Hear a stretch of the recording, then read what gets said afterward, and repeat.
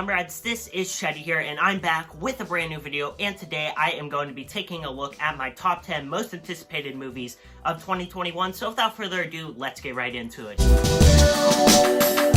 This is a brand new film that is kind of going the Halloween route, in which it ignores all the films in the series besides the original. So technically this is a direct sequel to the original 1992 film, I believe. And you know, it is kind of a risk for me to put this film on the top 10 list because, to be honest with you, I'm really not the biggest fan of the Candyman films, but seeing how Jordan Peele is producing it, that's definitely the main reason why it's making this list. I mean, I thought Us and Get Out were both great. Also, not to mention, I think a lot of recent horror reboots have been pretty good for the most part. There are some exceptions to that, though. And I think the trailer also just makes it out to look like a really good and entertaining film. So yeah, guys, Candyman overall looks like a really fun time. And I'm really interested to see what direction they're going to take the lore within this film of this series. And yeah, I'm really excited to see what exactly Jordan Peele is going to do next in the horror genre. Now, this is a film that we virtually know little any information on so far, and it definitely is a risk by putting it on this top 10 list because, while it is supposed to come out this year, there is no confirmed release date at the moment, and this could very well be one of those films that ends up getting pushed back to 2022, but I'm going under the assumption that this film is supposed to come out when it is originally intended to, and yeah, I'm really excited for this movie. I thought the first Collector movie was great. It's easily one of the best home invasion films, and I also really enjoyed the sequel, The Collection. I love the way that ended off and how it sort of ended Arkin's arc throughout the two films. I'm really excited to see what they're going to do with this because it definitely is rare whenever a sequel is just as good as the first movie, so I'm really hoping the same could be said about this new third one. Now, Don't Breathe is one of my favorite horror movies ever, so naturally, I'm super excited for this. Again, similar to The Collector 3, we really don't know that much about this film. Story-wise, I would like to see them kind of keep this separate. Obviously, you know, the blind man who is the main antagonist in the first film can return, but I would want to see them do something where it's very much similar to the first movie, but it's done on a much bigger scale with a bigger budget, and they can also add more backstory or lore to the overall series and the character of the blind man. I think that's a really interesting way to take the series, but who knows, I think anything that they're going to do is going to be really interesting and entertaining. This is the brand new James Bond film starring Daniel Craig, and you know, I'm really excited for this. I think Craig is definitely the best Bond, but still, I'm really excited for this film. I think the trailer looks great, and yeah, I think this looks like it's going to be a really fun and entertaining action film. This is the brand new Zack Snyder film, and obviously, if you watch me, you know I'm a huge fan of Snyder. I love his distinct style of filmmaking.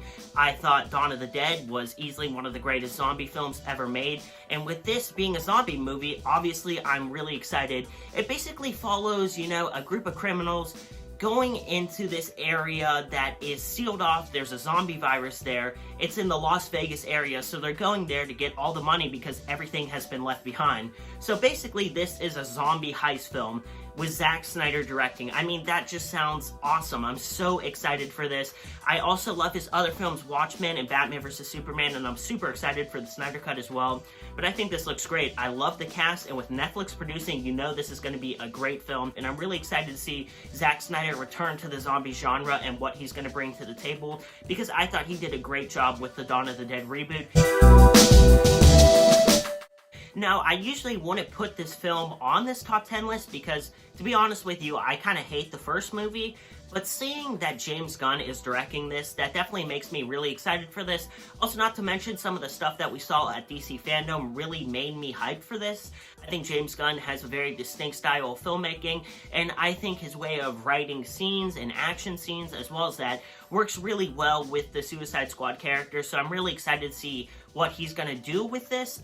And personally, Guardians of the Galaxy is one of my favorite MCU films. I also love the movie Super that he directed. I think that's super underrated. So yeah, I think this is going to be a really fun and entertaining time. Not to mention, it's rated R, which is awesome in my book because I love rated R movies, especially whenever it's within the superhero genre, because that way you can explore more ideas without as many restrictions with the studio holding you back if the film was originally going to be PG-13.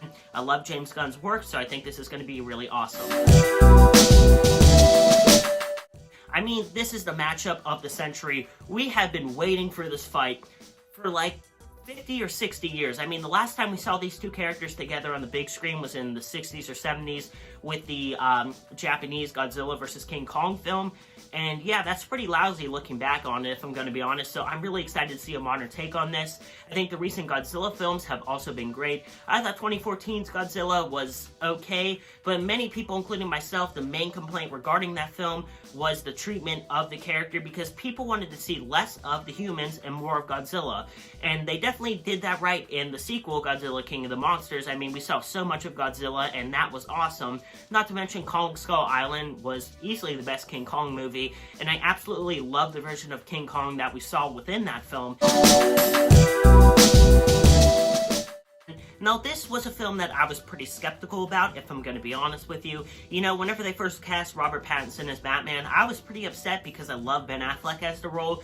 But after months of, you know, really thinking about it, I'm really excited to see him as the role. At first, whenever they first cast him, I immediately thought of Twilight, and many people did as well, because, you know, those films are just so bad. But I do think after seeing more films with him, he has definitely proven himself to be a really capable and great actor. So, you know, I'm really excited to see what exactly he's going to do with this role. Also, that trailer that we got at DC Fandom was incredible. I mean, that was awesome, especially considering how they've only shot like 25% of the movie. I am just so excited for this. It seems like it's incorporating ideas from, you know, all types of Batman films. It has the realism of the Nolan films with sort of the brutality and action of the Zack Snyder Batman films with Ben Affleck, but it also captures that gothic feel of the Tim Burton movies that I feel like has been lacking in recent Batman films. So yeah, I am so excited to see what Matt Reeves is going to do with this, and he's been very open about how this film takes inspiration from Seven, and that's very evident in the trailer. And yeah, Seven is one of my favorite movies. I'm a pretty big fan of Fincher's work, as well as that, you know, this film does seem to be taking inspiration from movies like Chinatown and Taxi Driver. So yeah, I think all those movies that it's taking inspiration from are great, and I think the trailer is great, not to mention, Matt Reeves is a pretty great filmmaker. I really enjoy Let Me In, and I also love Cloverfield. This is a brand new Halloween movie. I mean, do I really need to say more? Halloween 2018 was so good, and I'm just super excited for this. I don't want to get into my full thoughts on this because I plan to make a video pretty soon talking about it, so stay tuned for that. I know people are going to be mad about this pick as my #1 film. I mean, we virtually know nothing about this movie, but I am just so excited. The Texas Chainsaw Massacre films are some of my favorite movies, just of all time in general. I also think a lot of, like I said, with the Candyman film, a lot of recent horror remakes have been really great. You know, this is also going the Halloween route, where it's ignoring all the films in the series besides the first one. And, you know, we saw Texas Chainsaw 3D do this, and that's a film that I really enjoy. And so, yeah, I'm really excited to see what exactly the studio and, you know, behind this is going to do with this film. I think it's going to be really great if they do it right. If they do it wrong, it might be pretty bad. So it is a huge risk putting this at my #1 spot. But just because of how much I love the Texas Chainsaw films, I think it's definitely worth it, because I'm really excited to see what they're going to do with this movie. And yeah, guys, that is my list of my top 10 most anticipated movies of 2021. If you did enjoy this, as always, make sure to drop a like and let me know your list down in the comments. Also, get some merch at shop.spreadshirt.com/Chetty, and I'll see you guys soon with a brand new video. This is Chetty signing off. Peace out.